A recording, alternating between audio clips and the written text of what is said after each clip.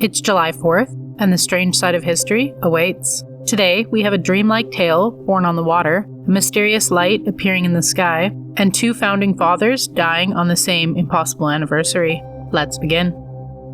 On July 4th, 1862, a quiet rowing trip on the River Thames opened a door for one of the strangest worlds ever written. That afternoon, mathematician Charles Dodgson, better known as Lewis Carroll, climbed into a boat near the Folly Bridge in Oxford with Reverend Robson Duckworth and the three young Liddell sisters. The river was calm, the sun was bright, nothing about the day seemed unusual, but as they rowed 5 miles upstream towards Godstow, the children asked Dodgson for a story, so he began to speak. He told them about the curious girl named Alice who followed a white rabbit and tumbled down a hole into a world where logic twisted, animals talked, and nothing behaved the way it should. To 10-year-old Alice Liddell, the story felt different. It was not just a fairy tale, it was like hearing a dream being built in real time. And when the trip ended, Alice begged him to write it down. 2 years later, Dodgson gave her a handwritten manuscript called Alice's Adventures Underground, complete with his own illustrations. And on July 4th, exactly 3 years after the boat ride, it was published as Alice's Adventures in Wonderland. A sunny afternoon had become a rabbit hole, and the world has been falling ever since.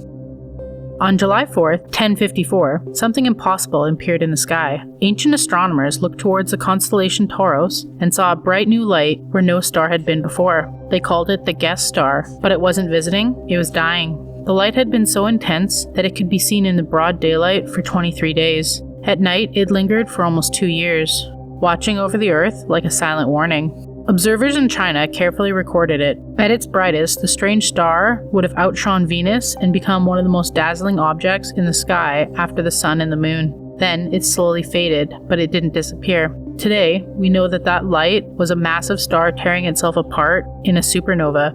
Its remains still drift through the Crab Nebula, a glowing wreckage cloud 10 light years wide. And in its center, a crushed stellar core called the Crab Pulsar, spinning about 30 times every second, sending out a pulse of radiation like a heartbeat from the dead star. Nearly 1,000 years later, the explosion is still glowing and the guest star is still not gone. On July 4th, 1826, America was celebrating 50 years of independence. But as bells rang and crowds gathered, two of men who helped create the nation were dying. Thomas Jefferson, the principal author of the Declaration of Independence, lay ill in Virginia. Far north, John Adams, his old friend, rival, and fellow founding father, was fading in Massachusetts. Their lives had been strangely intertwined. They stood together during the Revolution, turned against each other in politics, and then, in old age, found their way back through letters. For 14 years, they wrote back and forth to each other, two aging voices, watching the country they helped to build become something neither could fully control. Then came July 4th. Exactly 50 years after the Declaration was adopted, Jefferson died first. He was 83. Hours later, Adams died at 90. But Adams didn't know Jefferson was already gone, so his final words were, "Thomas Jefferson still survives." But he didn't. Two architects of independence had died on Independence Day itself, as if history was closing a door with perfect precision. Then, 5 years later, it happened again. James Monroe died on July 4th, 1831, becoming the third president to die on that exact same day. 3 presidents, 1 date. The coincidence is so strange, it feels like it was written by something larger than history.